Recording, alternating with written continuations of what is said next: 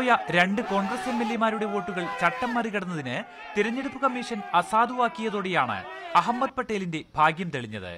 കോൺഗ്രസിന്റെ പരാതിയിൽ തീർപ്പ് കൽപ്പിച്ചതിന് ശേഷം രാത്രി 12:30യോടെയാണ് വോട്ടെണ്ണൽ ആരംഭിച്ചത്.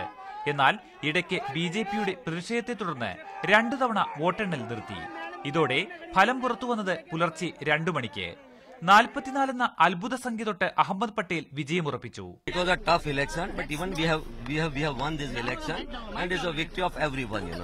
ഇത് ജനാധിപത്യത്തിന്റെ വിജയവും കുതിരക്കച്ചവടത്തിന്റെയും കുതന്ത്രങ്ങളുടെയും പരാജയവുമാണെന്ന് പുറത്തുവന്ന കോൺഗ്രസ് എംഎൽഎമാർ പറഞ്ഞു.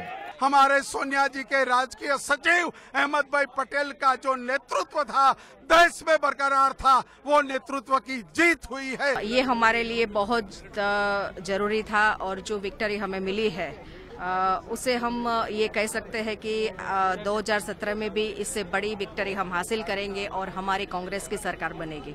പട്ടേൽ പ്രക്ഷോഭത്തെ തുടർന്ന് ഇടഞ്ഞു നിൽക്കുന്ന ബിജെപി എംഎൽഎ നളിൻഭായ് കൊത്താടിയെയും അഹമ്മദ് പട്ടേലിന് വോട്ട് നൽകി. എൻസിപിയിൽ നിന്ന് ഒന്നും ഏക ജെഡിയു അംഗവും കോൺഗ്രസിന് വോട്ട് ചെയ്തു. എന്നാൽ പ്രതിരോധത്തിനിടയിലും കോൺഗ്രസിലുണ്ടായത് വൻ വോട്ട് ചോർച്ച.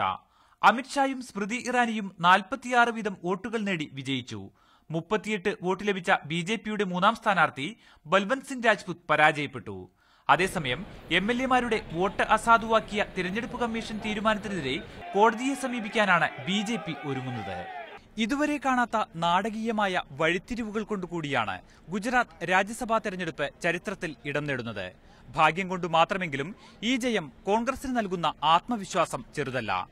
ഗാന്ധിനഗറിലെ ഗുജറാത്ത് നിയമസഭാ മന്ദിരത്തിനു മുന്നിൽ നിന്ന് ക്യാമറമാൻ ജോഷി മാത്യുവിനൊപ്പം ജയപ്രകാശ്, മാതൃഭൂമി ന്യൂസ്.